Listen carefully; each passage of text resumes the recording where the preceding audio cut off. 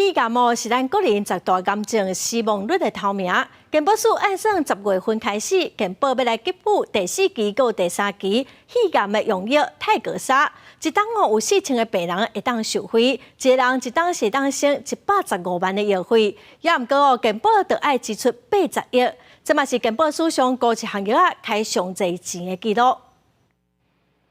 空气污染加上环境当中各种的烟害，台湾肺癌发生率是真悬，平均每44.7分钟都有一个人得到肺癌。佫是个人10大癌症当中医疗支出上悬，死亡率上悬，晚期发现比例上悬的癌症。为提悬肺癌准活率，健保署按算为10月开始扩大给付肺癌晚期第3代标靶药物。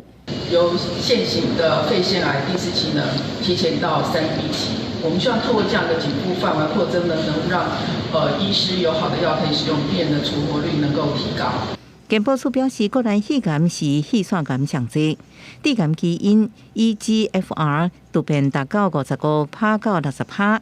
国际研究显示，第3代标靶药物泰格莎比第1代降低2成死亡风险，所以将适用对象为即马第4期扩大到第3B期，按算一年新增加差不多4000人受惠，每人每年营生药钱差不多是115万。标靶药物对于抑制癌症的效果蛮好的，但是它有一些像是甲沟炎啊，或者是头皮